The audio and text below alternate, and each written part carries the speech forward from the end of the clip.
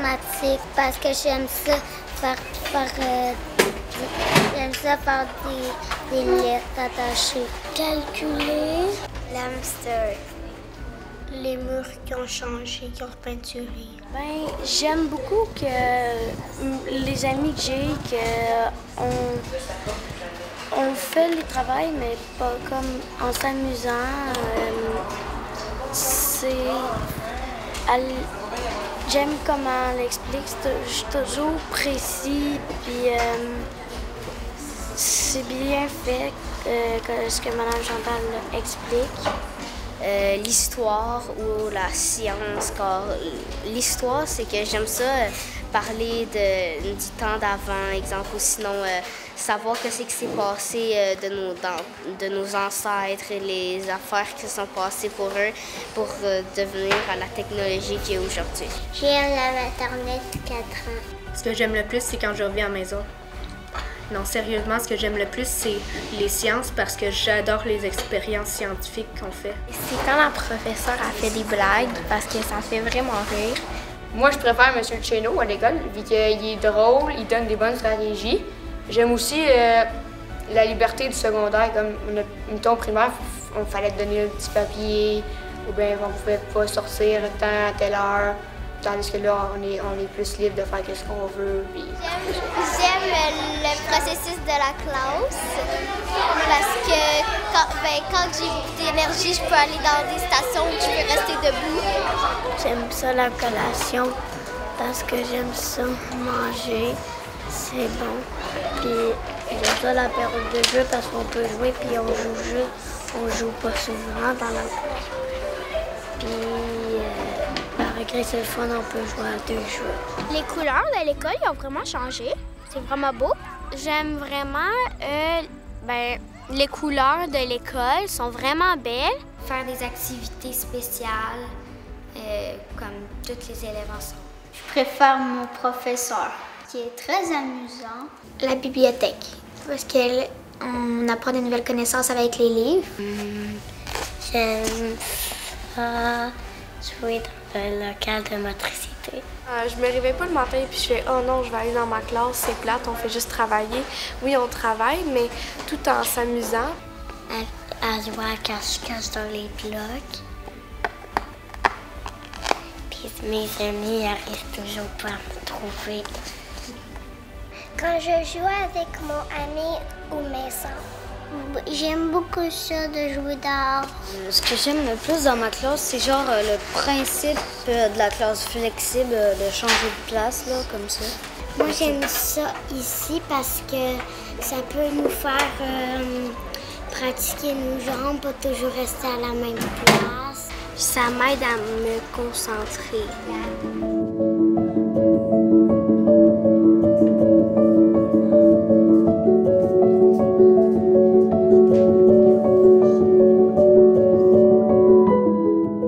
Apprendre, c'est quelque chose qu'on ne sait pas, mais qu'il y a quelqu'un qui nous explique c'est quoi l'affaire qu'on ne connaît pas. Apprendre, moi, c'est genre si tu connaissais pas quelque chose en français, puis là, ton professeur ou ta mère ou n'importe qui te l'explique, puis là, t'es comme « Oh oui, là, je l'apprends, puis c'est genre... » Je l'ai appris maintenant, puis je sais c'est quoi, puis qu'est-ce que ça va faire, puis ça fait quoi dans ma vie, puis tout plein d'affaires comme ça. Apprendre, c'est aider les élèves pour bien travailler, puis avancer dans la vie. Apprendre des nouvelles lettres, apprendre des nouveaux chiffres, apprendre à lire. J'apprends à faire des choses. Quand on apprend des choses, ça veut dire qu'on est rendu des grandes filles. C'est poser des questions, écouter quand le prof parle. C'est comment écrire des lettres, savoir compter, plein de choses. Pour moi, apprendre, ça veut pas toujours dire la même chose. Des fois, ça sert à savoir comment compter, savoir comment lire, ce genre de trucs. Mais des fois, c'est une leçon l'apprentissage, des fois, c'est dans la vie, comment tu dois te raser, ce genre de choses. Moi, c'est savoir ce qui nous entoure, puis surtout apprendre des nouvelles affaires comme mettons que je savais pas d'autres milieux. Pour moi, c'est découvrir des nouvelles choses, comme, mettons, en allant à l'école, en regardant les autres faire. Souvent des stratégies, ou bien des stratégies avec des lettres, ça me fait un mot, je m'en rappelle, ou bien des petites chansons, des fois, ça m'aide. Comment j'apprends mieux? C'est l'exemple que je comprends pas. Des fois je le dis, puis des fois j'attends que quelqu'un dise que je comprends pas, puis la prof l'explique, puis je comprends. J'aime ça changer de place aussi à cause que j'aime ça quand ça bouge comme ça. Moi, c'est vraiment l'étude qui fait que je comprends bien les choses. La lecture aussi, ça m'aide encore plus. C'est quand un travail, c'est vraiment dur, faut que j'aie beaucoup de concentration. Imagine, il faut lire par soi-même pour apprendre, mais c'est mieux quand quelqu'un explique. Tu as besoin de l'aide. Tu sais, si tu n'as pas d'aide puis tu es tout seul dans ton trou puis tu essaies d'apprendre, tu sais pas dans quoi partir, tu sais pas où commencer. Puis, tu sais, ça prend des personnes plus expérimentées que toi pour t'expliquer comment apprendre. J'aime mieux qu'à à l'école, quand le prof il est enthousiaste puis il fait. Comme je me souviens d'un prof, moi c'était Mme Sandra Barsalou, si elle voit la vidéo. Moi, j'ai bien aimé ce prof à cause qu'il était vraiment enthousiaste, puis elle faisait bouger la classe. Surtout que nous, on était une classe de petits gars vraiment qui ne bougeaient jamais bouger. Là, elle nous faisait rire, puis tout ça. Quand tu fais des efforts, ça marche toujours. Puis, si tu persévères, puis tu es toujours en train d'écouter, puis même si tu n'aimes pas ça, tu continues, ça va donner tes résultats. Des fois, quand j'écoute de la musique, je fais mes devoirs, ça m'aide. Quand on met de la musique en classe, c'est le fun. Parce que tu écoutes de la musique en même temps que tu travailles. C'est plus amusant que de travailler dans le silence. Là. Parce que j'ai un TDAH, fait que j'ai toujours besoin de bouger. Pas toujours, mais des fois, j'ai besoin de bouger. Fait que soit je vais sur le BC qui est en classe, ou comme là, j'ai un ballon. Puis ça m'aide comme des fois, je suis énervée, ça m'aide à me ramener un peu.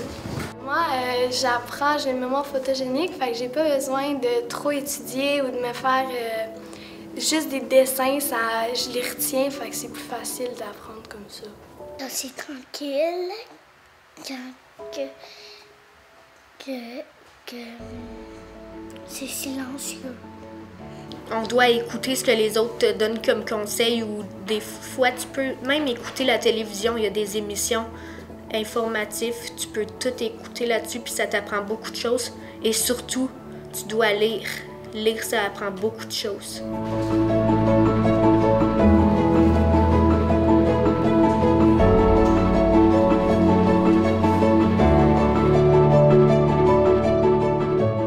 Écrire une nouvelle lettre en lettres attachées, c'est M. On a commencé à apprendre les noms des planètes. Puis il y a un truc, mon vieux, tu m'as jeté sur un nuage, que je m'en souviens encore parce que c'est un truc que j'aime beaucoup. J'ai compté jusqu'à 100. Et pourquoi je m'en souviens, c'est parce que je compte mon argent à la maison. J'ai appris que quand on fait des mathématiques, c'est très important. Le I en lettres attachées avant, je ne savais pas, puis je l'ai appris. Madame Pascal nous montrait l'alphabet. Moi, j'ai appris à couper des pommes. J'ai appris à faire des bricolages. Quand nous a montré l'alphabet sur le mur. J'ai appris comment faire du français et aussi j'ai appris à faire de la science. Ça devient de plus en plus intéressant. Que le chameau peut boire en 5 minutes sans bouteille d'eau. Mais qu'est-ce qui a été vraiment important, c'est d'apprendre le savoir-vivre avec les autres. Comment parler aux autres sans être nécessairement être bête. On a appris la politesse, toutes ces choses-là. Moi, c'est les mots invariables, comme les bijoux, choux, puis tout. Hibou. à cause que, comme Mme Sandra, elle s'avait déguisée en hibou, puis avec son costume d'hibou, puis elle nous avait chanté la petite chanson, puis moi, je vais m'en rappeler souvent, longtemps. Moi, en fait, c'est PEMDAS en mathématiques. C'est l'ordre des priorités. Parce que mon prof, en fait, il avait fait une chanson là-dessus, donc je m'en souviendrai toujours. Quand je montrais l'alphabet sur le mur. Moi, c'est le mouvement de convection, parce que notre prof de sciences l'a répété tellement de fois. Là. Ce que j'ai appris de plus important, qui va m'aider dans n'importe quelle matière, c'est d'avoir confiance en moi.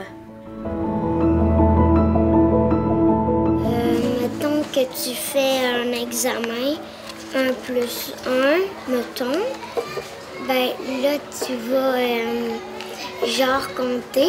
Puis là, Mané, si tu mets la bonne réponse, Madame Ginette va te faire une bonne réponse. Réussir, c'est se surpasser. Si on a toujours tout du premier coup, je pense qu'on ne réussit pas nécessairement bien parce que il faut quand même avoir des erreurs dans la vie. Il ne faut pas toujours avoir la note parfaite puis tout ça. Puis réussir aussi,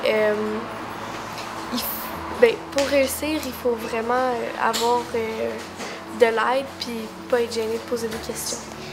Quand on fait des choses bien. C'est réussir à faire quelque chose de très important dans l'année scolaire, mais aussi que tu aies réussi à persévérer, faire les efforts pour les travaux, les affaires comme ça.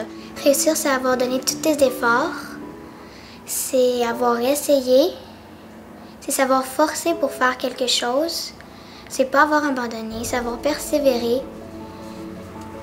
C'est comme tantôt, on va faire une course à l'école. Si tu as essayé de la faire, si tu as persévéré, si tu n'as pas arrêté de courir, c'est déjà réussir, même si tu n'as pas gagné la première place. Pour moi, réussir, c'est passer une étape parce que tu pourrais te donner des défis puis te dire « je l'ai accompli ». Moi, réussir, c'est comme réussir dans plusieurs domaines, pas juste réussir, mettons, juste en un domaine. Comme pas nécessairement être bon et excellent dans un, être pas mal bon dans à peu près tout. Pour moi, réussir, ça nous permet d'aller plus loin. Faire de mon mieux pour avoir des bonnes notes, travailler fort. Réussir pour moi, c'est faire de mon mieux et donner tout ce que j'ai pour faire quelque chose de plus grand que j'ai jamais fait. Réussir, c'est comme un exploit dans le fond. J'ai besoin d'encouragement, comme me dire « t'es capable, vas-y, t'es presque terminé », avoir de l'encouragement. Des fois, si j'ai de la difficulté, là, on peut me dire qu'est-ce qu'il faut faire ou comment le faire. M'aider à être meilleure dans les choses que j'ai de la difficulté pour réussir.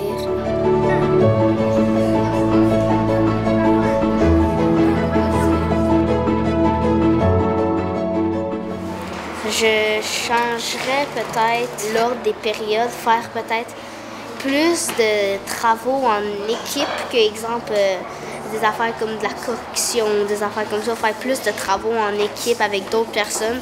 Donc, tu peux te créer des amitiés avec d'autres personnes, pas juste, exemple, se tenir avec tes amis que tu as déjà. Mettons, on fait de la dictée, puis il y a un mot difficile, tu pourrais peut-être aller prendre de l'air dehors, puis relaxer, puis après rentrer dans ta classe, puis continuer. Faire plus d'éducation physique, je sais qu'il y a beaucoup de monde qui dit ça, c'est juste que je trouve que, exemple, ça te donne plus à bouger. Ça peut peut-être, exemple, que tu es quelqu'un que tu aimes moins les sports, ça peut peut-être te donner le goût de faire plus de sport à la maison, de pas rester tout le temps planté sur des électroniques ou des affaires comme ça.